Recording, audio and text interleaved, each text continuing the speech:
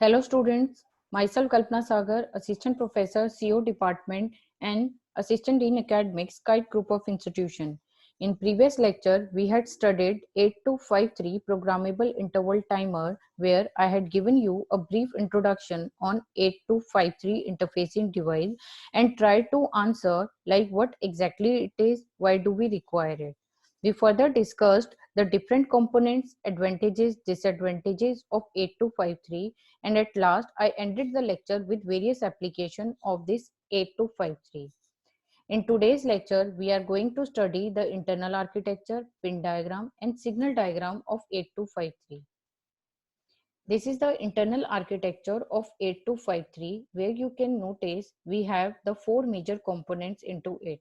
The first, counter. We have the three counter in 8253. We have the data bus buffer. Third component is the read-write control logic and the last is the control word register. Let's try to study these components in detail.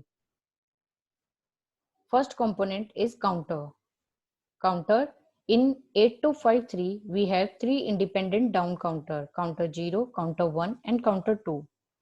These are independent counter. It indicates that the counter 1 functionality will not affect the other counters operation.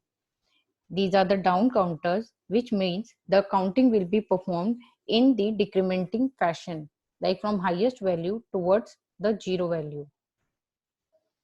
These counters can hold the count value and that will be either in the hexadecimal or in the BCD mode. Each counter is of 16 bit, which indicates that it will hold the count value and that count value will also be of 16 bit. These counters are independent counters. So it means that they can be used to create the three totally independent delays. They are also controlled by three internal command word registers. Each counter has certain input and the output signal. Each counter has clock and the gate as the input signals and output as the output signal. As I told you that this counter will contain the count value. So the minimum value for the count will be 0001 and for maximum value will be FFFF in the hexadecimal representation. And the count rate is the 2.6 megahertz. Next, we have the data bus buffer component. Data bus buffer, it is of 8 bit and it is bidirectional. Tri-stated buffer means it can enter into the high impedance state when the chip select signal will hold the one value, which indicates that the data bus buffer will have the data, but it will not transfer that data. This particular data bus buffer is used for interfacing the 8253 internal data bus with the microprocessor system data bus. So it is used for interfacing the different buses so that we can receive and transmit the data upon the execution of input and the output instruction by the microprocessor. If you remember in the previous lecture, I told you about that this 8253 does not have its own instruction set. Then who is responsible for controlling its operation? And answer to that question was microprocessor. So we use the microprocessor instruction like in instruction and out instruction so as to perform the operation on 8253. Now this particular data bus buffer can be controlled by the read and the write control logic. If we have to write the input instruction, that it is responsible for reading the data from this 8253 and the out instruction is meant for writing the data on this 8253. Let's discuss the another component, that is your read and write logic. This read and write logic has various inputs that are provided by the microprocessor. We have active low read and the write operation, who will decide that when which operation will be performed. If read signal will be 0, then read operation will be performed, and if write signal is 0, it indicates that we are supposed to write the data onto this 8253 chip. The chip select signal, which is a active low signal, if this signal goes low, then only this 8253 chip will be enabled and we can perform the counting for the microprocessor.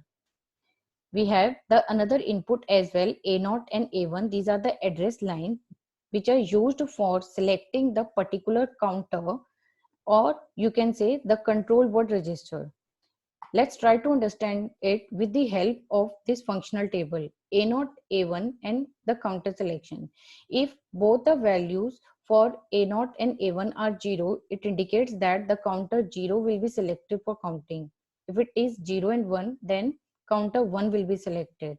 For 1 0, the counter 2 will be selected, and for 1 1, the control word that gets stored in the 8-bit control word register will be selected for performing the operation like read and the write.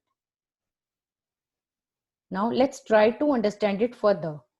These address line in conjunction with the other input lines which are provided by the microprocessor. As just now I told you that 8253, in order to make it operational, the chip select input should be low. So all these value indicate that our chip 8253 chip is enabled so as to perform the counting for the microprocessor. If the write signal is low over here, it means we are performing the write operation. And if we are performing the write operation, so read cannot be performed. That's why we have set the one value for the read operation.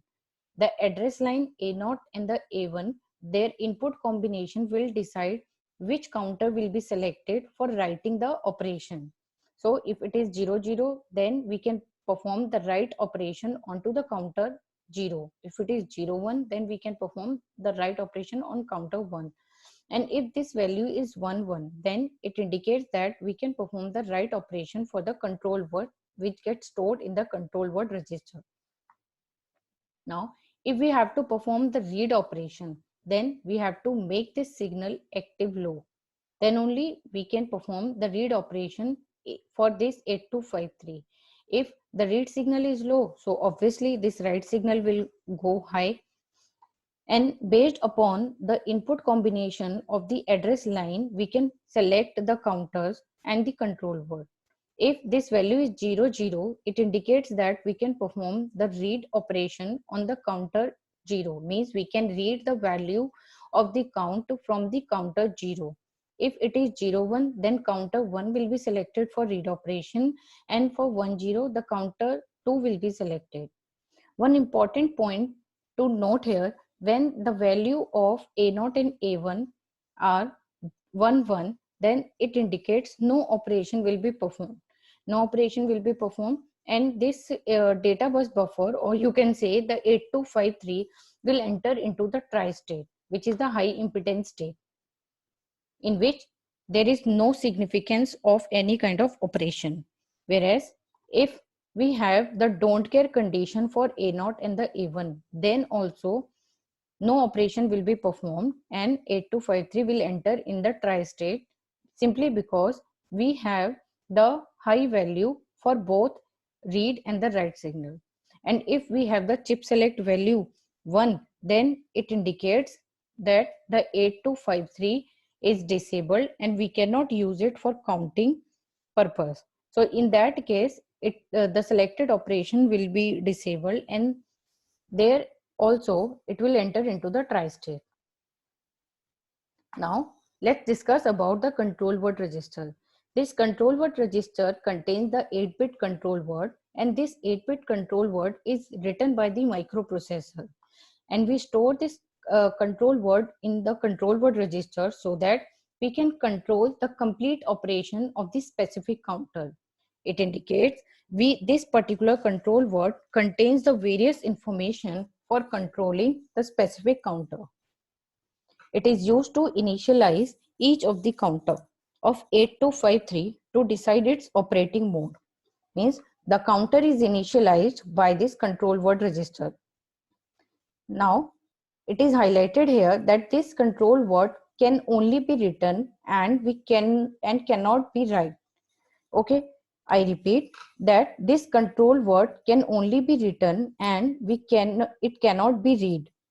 This is one of the major difference between the 8255 and 8253. In 8255, we can either write and read this control word, whereas in the case of 8253 we can only write this control word but we cannot read this control word. The mode control word register also contains the information that can be used for reading and writing the count value into or from the respective count register using the out and in instruction. So for performing the reading and writing operation, the reading and writing the count value, the certain information gets stored in the control word register as well. And it has the on the fly facility. This facility meant that for reading of the counter, it is invoked using the mode control.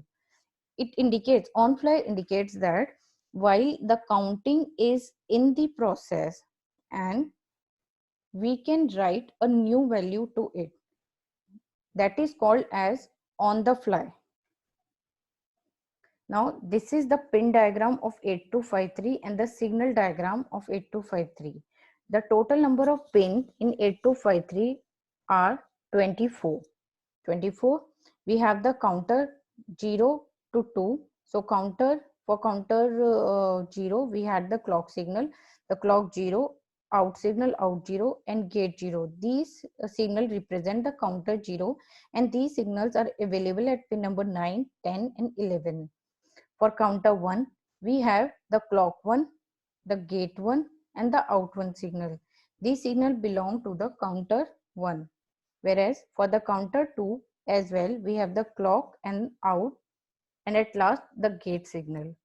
As it is a IC, so we need to provide the power supply to it as well, which is of plus 5 volt and it is available at the pin number 24.